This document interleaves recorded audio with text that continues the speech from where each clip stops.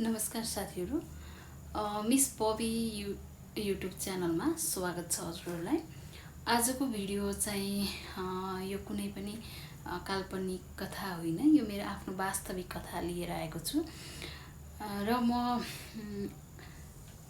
र केही समय अघि चाहिँ मैले एउटा युट्युब च्यानल सञ्चालनमा लिएर आएको थिएँ र मैले युट्युब च्यानल सञ्चालन गर्दै गर्दा मैले भिडियोहरू बनाउने, पोस्टहरू गरिराख्ने चाहिँ गर्थेँ र हामी चाहिँ मैले धेरै जसो मैले घुमघामका पोस्टहरू चाहिँ गर्थेँ र म एउटा जर्नलिस्ट भएको कारणले गर्दाखेरि मैले न्युजहरू पनि कतै त्यस्तै प्रोग्रामहरूमा गयो भने न्युजहरू पनि अपडेट युट्युब च्यानलमा राख्ने गर्थेँ र बिचमा चाहिँ मेरो काम गर्दै जाँदाखेरि अलिकति निराशा पनि छायो। निराशा किन छायो भन्दाखेरि जति काम गरे पनि वाच आवर चाहिँ नबढ्ने, 4000 घन्टा मलाई पुर्याउनु थियो र मेरो वाच आवर चाहिँ बढेको थिएन।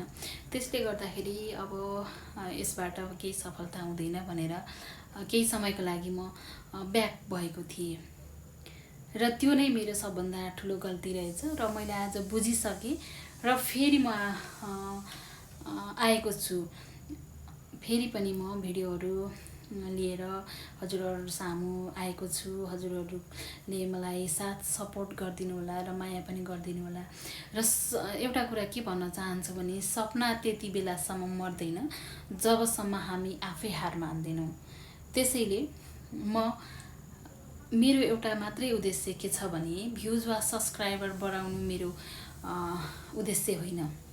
मेरो लक्ष्य हरेक दिन एउटा राम्रो भिडियो पोस्ट गर्ने, केही कुरा नयाँ सिक्ने र हजुरहरूलाई पनि सिकाउने, तपाईहरूलाई प्रेरणा दिने सामग्री ल्याउने र यदि तपाईहरू कुनै कारणले आफ्नो सपना बीचमै छोड्नु भएको छ भने आजै फेरि सुरु गर्नुहोस्।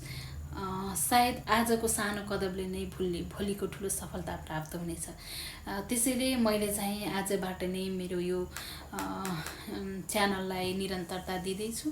हजुरहरूको साथ सपोर्टको एकदमै खाँचो छ र मलाई जति पनि मेरा साथीहरूले हेर्दै हुनुहुन्छ यो भिडियो भने मेरो च्यानललाई सब्सक्राइब गरिदिनु होला, मेरो भिडियोहरू फुल वाच गरिदिनु होला।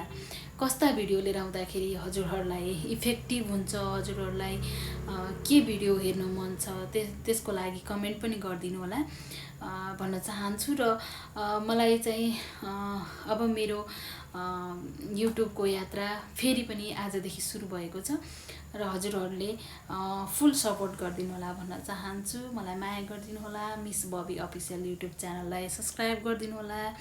लाइक कमेन्ट सेयर पनि गर्न नभुल्नु होला। धन्यवाद।